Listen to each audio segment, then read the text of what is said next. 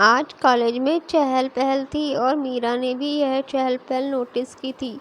लगता है कॉलेज में आज कोई खास आने वाला है, मीरा ने कहा तो दिव्या ने जवाब दिया, हाँ तुम्हें नहीं पता किसी ने हमारा कॉलेज खरीद लिया है और आज उसी का इंस्पेक्शन करने आ रहे हैं। ओह अच्छा, अभी ये कॉलेज किसने खरीद लिया? मीरा बेख्याली में बोली थी। अपने ही ख्यालों में वह अचानक किसी से टकरा गई थी। वह दक्ष था। मीरा ने उसे रिजेक्ट कर दिया था, लेकिन वह मीरा को परेशान करने का कोई मौका नहीं छोड़ता था। तुम्हें लगी तो नहीं? नहीं, मैं ठीक हूँ। मीरा यह कहकर जैसे ही वहाँ से जाने को हुई थी कि दक्ष ने उसका हाथ पकड़ लिया था। मीरा ने हैरानी से दक्ष को देखा था। उसने झटके से अपना हाथ दक्ष के हाथ से छुड़ाया था और गुस्से में कहा, मिस्टर दक्ष, आप यह क्या कर रहे हैं? मुझे ये सब बिल्कुल पसंद नहीं है। आइंदा ध्यान रहे, मेरे साथ ऐसी हरकत कभी मत करना। दिव्या ने भी मीरा को शांत किया और कहा, कोई बात नहीं, अब चलो यहाँ से। दक्ष के साथ आज तक कभी किसी ने ऐसे बात नहीं की थी। अगर किसी लड़की को वह गलती से भी टच कर लेता था तो वह लड़की पागल हो जाती थी। लेकिन पता नहीं इस लड़की को किस बात का घमंड था। दक्ष को आसपास खड़े सारे स्टूडेंट देख रहे थे, जिससे उसको बड़ी शर्मिंदगी महसूस हुई थी। उसने एक नज़र वहाँ से जाती हुई मीरा को देखा था और फिर एकदम से जाकर उसने उसे दीवार से लगा दिया था। मीरा को संभलने का मौका भी नहीं मिला था, क्योंकि दक्ष बहुत फास्ट था। मिस्टर दक्ष, ये आप क्या कह रहे हैं? मीरा ने गुस्से से कहा था तो दक्ष उसकी तरफ देखकर मुस्कुरा दिया था। उसकी मुस्कान कुछ अजीब सी थी। फिर उसने मीरा की आंखों में देखकर कहा, मीरा, मैं अभी आराम से कह रहा हूँ, मेरी बन जाओ वरना अच्छा नहीं होगा। इससे पहले कि मीरा कुछ कह पाती, किसी ने दक्ष को पीछे से पकड़ लिया। अगर ये तुम्हारी नहीं बनती तो तुम क्या करोगे? धार्मिक ने दक्ष को अपनी तरफ मोड़ते हुए पूछा। ब्लैक कलर का बिजनेस सूट पहने, बालों को सलीके से सेट किए हुए, आंखों पर गॉगल्स लगाए हुए धार्मिक बिजलियां गिराने की हद तक हैंडसम लग रहा था। तुम कौन हो और उसके और मेरे बीच बोलने वाले होते कौन हो? दक्ष भी कम नहीं था। छोड़ो मुझे, तुम्हारी हिम्मत भी कैसे हुई मुझे हाथ लगाने की? क्या तुम जानते नहीं कि मैं कौन हूँ? दक्ष ने कहा तो धार्मिक ने अपनी गर्दन ना में हिला दी थी। मुझे तुम्हारे जैसे लड़कों के बारे में जानने की ज़रूरत भी नहीं है, धार्मिक ने कहा तो दक्ष भी गुस्से में आ गया था। उसके साथ आज तक किसी ने भी ऐसे बात करने की हिम्मत नहीं की थी। तुम, दक्ष गुस्से से उंगली दिखाते हुए बोला था। धार्मिक के साथ साथ वहाँ अजय भी आया था, जो धार्मिक का दोस्त और उसका असिस्टेंट भी था। वो मन ही मन दक्ष को गालियाँ दे रहा था।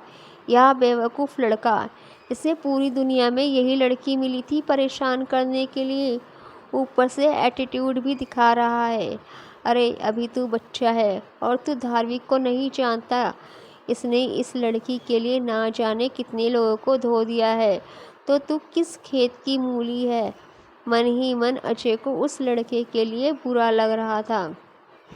सभी स्टूडेंट वहाँ लड़ाई देखने के लिए खड़े हो गए थे। मीरा को समझ में नहीं आ रहा था कि धार्मिक वहाँ अचानक बीच में कैसे टपक गया। भीड़ को देखकर सभी टीचर्स भी वहाँ आ गए थे। जैसे ही टीचर्स की नज़र धार्मिक पर गई, वह घबरा गए थे। अरे मिस्टर ओबरॉय, आप आ गए। प्रिंसिपल सर जल्दी से उसके पास भागकर आए थे। मिस्टर ओबरॉय, दक्ष से कोई गलती हो गई है तो प्लीज़ इसे माफ़ कर दीजिए। यह बच्चा नादान है। नादान है, इसे सुधारने की ज़रूरत है। ये यहाँ खड़े होकर एक लड़की को छेड़ रहा था। धार्मिक की बात सुनकर प्रिंसिपल सर ने वहाँ खड़ी मीरा को देखा था। अब उनका रोने का मन कर रहा था। इस पागल लड़के को पूरी दुनिया में खन्ना परिवार की बेटी ही मिली थी छेड़ने को। अगर खन्ना परिवार को थोड़ी भी भनक इस बारे में लगी तो वह सब कुछ तबाह कर देंगे। मिस्टर ओबरॉय, आप दक्ष को माफ़ कर दीजिए। मैं वादा करता हूँ कि आगे से ऐसी कोई घटना कॉलेज में नहीं होगी। लेकिन धार्मिक था कि उसे छोड़ने को तैयार ही नहीं था। वह लगातार उसे घूरे जा रहा था और वहीं दक्ष भी उसकी आंखों में देख रहा था। अजय को पता था कि धार्मिक इस तरह से तो दक्ष को छोड़ने वाला नहीं है। इसीलिए वो खिसकते हुए मीरा के पास पहुंचा और धीरे से उसके कान के पास आकर बोला, देखो भाभी, मेरा मतलब है मीरा जी, अगर आप नहीं चाहती कि यहाँ तमाशा हो तो धार्मिक को रोक लीजिए, क्योंकि वह अभी सिर्फ आपकी बात सुनेगा। वो मेरी बात क्यों सुनेगा? मीरा ने हैरानी से कहा, नहीं, मैं नहीं चाह रही उसके पास। वो गुस्से में है। अगर ऐसा हुआ कि उसने उसके साथ साथ मुझे भी दो लगा दिए तो? मीरा ने कहा तो अजय ने अपना सिर पीट लिया। ऐसा कुछ नहीं होगा, लेकिन धार्मिक ने अगर इस लड़के को यहाँ मार दिया तो बहुत कुछ हो जाएगा। अजय की इस बात से मीरा बहुत ज़्यादा घबरा गई। क्या ये इसे मार भी सकता है? मीरा ने पूछा तो अजय ने अपनी गर्दन हिलाई। हाँ बिल्कुल। मीरा ने फिर एक नज़र धार्मिक को देखा, जो इस वक्त काफ़ी ज़्यादा गुस्से में था। उसके चेहरे को देखकर कोई भी बता सकता था कि वह इस वक्त कितने गुस्से में है। मीरा को इस वक्त धार्मिक से सच में डर लगने लगा था। वह जल्दी से थोड़ा आगे आई और उसने धार्मिक से कहा, धार्मिक, इसे छोड़ दीजिए। हमें इस तरह के लोगों के मुंह नहीं लगना चाहिए। धार्मिक, छोड़ दूं? लेकिन अगर उसने तुम्हें दोबारा परेशान किया तो? धार्मिक ने बिना मीरा की तरफ देखे कहा था। मीरा से पहले इस बार प्रिंसिपल सर बोले, हाँ छोड़ दीजिए। मैं इस चीज़ की गारंटी लेता हूँ कि यह दोबारा ऐसा नहीं करेगा। हाँ प्लीज़ छोड़ दो उसे।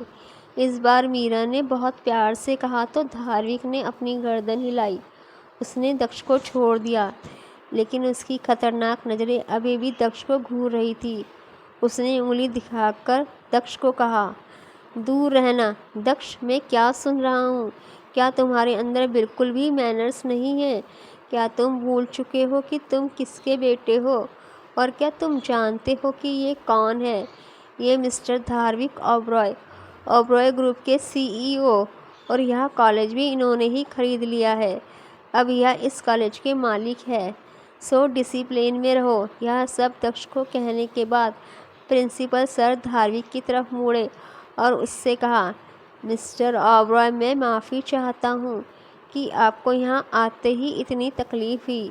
अब आप चलिए यहाँ से। धार्मिक ने जाने से पहले मीरा को देखा, जो उसे हैरानी से देख रही थी, क्योंकि उसे समझ आ गया था कि धार्मिक ने उसके लिए ही कॉलेज खरीदा है। उसके बाद धार्मिक की नज़रें दक्ष पर गई। उसके बाद वो वहाँ से चला गया। धार्मिक के जाने के बाद मीरा भी वहाँ से चली गई थी। दक्ष पहले तो यह सुनकर ही कि उसके सामने खड़ा इंसान कोई और नहीं बल्कि धार्मिक ओबरॉय है, तो वो जगह पर फ्रीज हो गया था और जल्दबाजी में वहाँ से चला गया था। उसका फ़ोन बार बार बज रहा था। वो जानता था कि उसके डैड उसे फ़ोन कर रहे हैं, लेकिन उसकी हिम्मत नहीं हो रही थी अपने पापा के फ़ोन को उठाने की। वो डरते डरते अपने डैड के पास पहुंचा था, तो उसके डैड ने उसे बहुत खरी खोटी सुनाई थी और उसे घर से निकाल दिया था। साथ ही उसके सारे कार्ड फ्रीज कर दिए थे। अब उसकी हालत बहुत ख़राब थी। वो एक एक रुपये के लिए परेशान हो गया था। उसके जो दोस्त उसकी चापलूसी करते हुए उसके आगे पीछे फिरते थे, अब उन्होंने भी उससे कन्नी काटना शुरू कर दिया था। वो उसे देखते ही इग्नोर कर देते थे।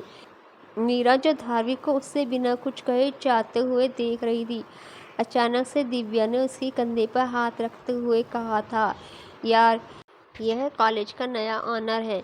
मैंने सोचा था कि शायद ये कोई नया स्टूडेंट है जो फरिश्ता बनकर तुम्हें बचाने आया है, लेकिन यह तो कॉलेज का नया मालिक निकला।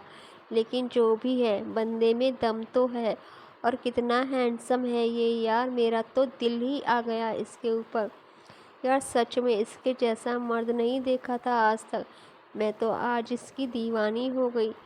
मीरा को अपने दिल में अजीब सा महसूस हुआ था जिसे वो समझ नहीं पाई थी। वो धार्मिक के बारे में किसी और लड़की के मुंह से नहीं सुन सकती थी। मीरा ने अपनी आंखें छोटी की और दिव्या की तरफ देखते हुए कहा, अगर तुम्हारी बकवास ख़त्म हो गई हो तो प्रैक्टिकल देने चलें। उसके लहजे में जलन साफ नज़र आ रही थी जिसे दिव्या ने भी महसूस कर लिया था, पर कहा कुछ नहीं। नहीं यार, आज मैं इस मिस्टर ओबरॉय को प्रपोज करके रहूँगी। तुम जाओ, मैं उसका वेट करती हूँ। दिव्या ने कहा तो मीरा चिढ़ गई थी। उसने दिव्या का बाजू पकड़कर खींचते हुए कहा, तुम चुप होकर मेरे साथ चलो। प्रैक्टिकल ख़त्म होने के बाद मीरा और दिव्या दोनों बाहर आ गए थे। मीरा साहिल को कॉल कर रही थी लेकिन उसका कॉल नहीं लग रहा था। वह अभी दिव्या के साथ बात करते हुए पार्किंग की तरफ जा ही रही थी, तभी उसका फ़ोन रिंग करने लगा था। साहिल का कॉल था, वो नहीं आ रहा था।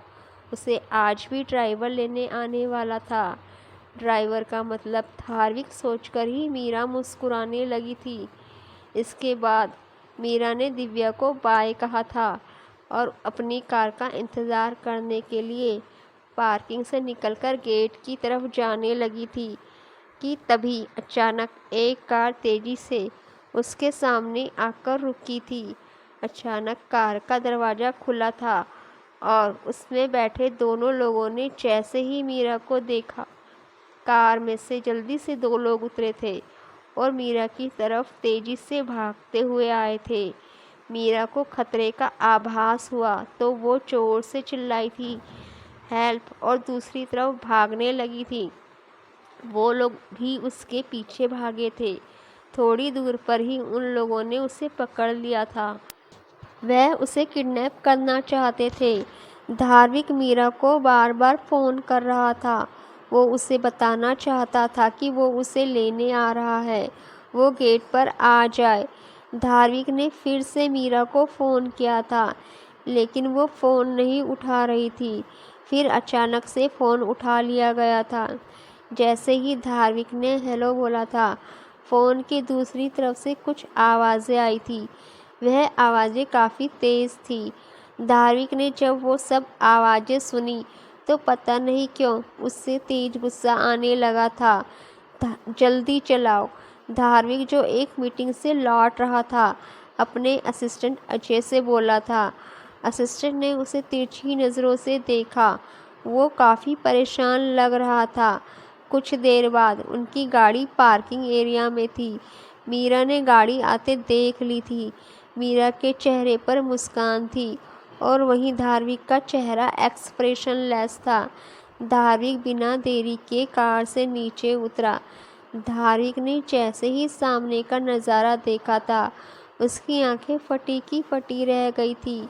उसके आगे एक आदमी ने मीरा का हाथ पकड़ा हुआ था और वह उसके साथ जोर ज़बरदस्ती कर रहा था। धार्मिक की आंखें एकदम सख्त हो गई। उसकी आंखों में गुस्सा साफ साफ दिख रहा था। वही वह लड़का मीरा का हाथ पकड़कर उसे घसीट कर ले जा रहा था। अभी उनमें से किसी का ध्यान धार्मिक की तरफ नहीं गया था, लेकिन धार्मिक का सब्र अब जवाब देने लगा था। वह तेज कदमों से आगे बढ़ा और एक मुक्का उस आदमी के गले में मार दिया जो आदमी मीरा को खींचकर ले जा रहा था। वह आदमी झट से मीरा से अलग हुआ और ज़मीन पर गिर गया। मीरा ने जैसे ही धार्मिक को देखा, उसकी आंसू भरे चेहरे पर एक मुस्कान आ गई थी। वह भागकर धार्मिक के पास गई और उसके सीने से लग गई थी। धार्मिक, तुम आ गए, ये कहते हुए मीरा ने अपनी आंखें बंद कर ली। धार्मिक के चेहरे पर एक छोटी सी मुस्कुराहट आ गई थी। दूसरे आदमी ने जब धार्मिक को देखा तो उसका चेहरा गुस्से से लाल हो गया था। उसके वहां आ जाने से उसके सारे अरमानों पर पानी फिर गया था। वह धार्मिक को पहचान चुका था। उसने एक बार उसे न्यूज़पेपर में देखा था। वह तुरंत उसे पहचान गया था। वो जल्दी से खड़ा हुआ और वहाँ से भाग गया। वो इतने बड़े आदमी से पंगा लेकर मुसीबत में नहीं पड़ना चाहता था, जबकि दूसरा आदमी उसे नहीं जानता था। उसने अपना चाकू निकाल लिया था और मीरा की तरफ बढ़ा था। तभी मीरा की चीख सुनाई दी थी। इससे पहले कि वो उसे नुकसान पहुंचा पाता, धार्मिक मीरा की ढाल बनकर उसके आगे आ गया था। धार्मिक ने मीरा को बचाने के लिए चाकू अपने ऊपर ले लिया था। चाकू धार्मिक के पेट में लगा था। खून का फव्वारा फूट पड़ा था, लेकिन धार्मिक ने उस आदमी की गर्दन पकड़ ली थी और छोड़ने का नाम नहीं ले रहा था। उसकी आंखें गुस्से से लाल थी। मीरा ने जब खून की पानी की तरह बहते देखा था तो मीरा डर से कांपने लगी थी। उसने धार्मिक को पहले कभी इतने गुस्से में नहीं देखा था। अजय ने पहले ही साहिल को फ़ोन करके सब कुछ बता दिया था। वो धार्मिक के आदमियों को लेकर समय पर पहुंच गया था। उन्होंने धार्मिक को अस्पताल पहुंचाया था और मीरा को भी बचा लिया था। साथ ही दक्ष के आदमियों को भी पकड़ लिया था। मीरा अपने छोटे छोटे हाथों से खून को रोकने की कोशिश कर रही थी। उसकी आंखों से आंसू लगातार बह रहे थे। धार्मिक उसे अपनी दर्द भरी आंखों से देख रहा था। वो अभी आधी बेहोशी में था। हॉस्पिटल पहुंचकर धार्मिक को ऑपरेशन थिएटर में ले जाया गया था। सबको इस बारे में पता चल गया था। धार्मिक के डैड और मीरा के घर के लोग भी वहां पहुंच चुके थे। सभी ऑपरेशन थिएटर के दरवाजे के खुलने का इंतज़ार कर रहे थे। एक एक पल का इंतज़ार करते हुए मीरा का सब्र जवाब दे गया था और मीरा वहीं डोर के सामने गिरकर बेहोश हो गई थी। जब डॉक्टर बाहर आए तो सब उन्हें अलग अलग इम्प्रेशन के साथ देखने लगे थे। और जब डॉक्टर ने कहा कि अब धार्मिक ठीक है, उसे थोड़ी देर में होश आ जाएगा, वह उसे वार्ड में शिफ्ट कर रहे हैं, तो सभी घर वालों के चेहरे पर सुकून आ गया था। मीरा को होश आया तो वह हॉस्पिटल के बेड पर थी। होश में आते ही वह चिल्लाने लगी, धार्मिक धार्मिक धार्मिक।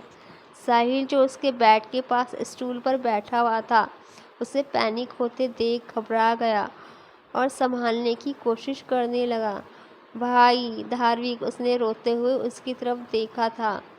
धार्मिक भाई ठीक है, कहाँ है वो, मुझे उनसे मिलना है। यह कहते हुए वो जल्दी से बेड से उतर गई और भागते हुए रूम के बाहर चली गई थी। अरे रुको मीरू, भाई यहीं तुम्हारे बगल वाले रूम में है, साहिल ने चिल्लाकर कहा। साहिल भी उसके पीछे भाग रहा था। उसकी बात सुनकर वह धार्मिक के रूम में पहुंची और उसके कदम धीरे हो गए थे। वो उसे देखती हुई धीरे धीरे चलती हुई जाकर स्टूल पर उसके पास बैठ गई और उसे देखने लगी। धार्मिक के पेट पर पट्टी बंधी हुई थी, क्योंकि वहाँ पर एक कट लगा था और टाँके भी लगे थे। ज़्यादा खून बह जाने की वजह से उसका खूबसूरत चेहरा पीला पड़ गया था। मीरा ने अपना सिर उसके सीने पर रख दिया। धार्मिक, जो आंखें बंद करके लेटा हुआ था, मीरा के सॉफ्ट को महसूस करके उसने अपनी आंखें खोलकर मीरा को देखा, जो उसके सीने पर सिर रखे बिना आवाज़ के आंसू बहा रही थी। वह उसके बालों में हाथ चलाने लगा तो मीरा का रोना और ज़्यादा बढ़ गया, जिसे सुनकर वह बेचैन हो गया। चुप हो जाओ मीरू, तुम जानती हो ना मैं तुम्हें रोते हुए नहीं देख सकता। यह कहते हुए वो एकदम से उठकर बैठ गया। इसी के साथ उसे एक तेज़ दर्द हुआ, जिससे उसका चेहरा पीला पड़ गया।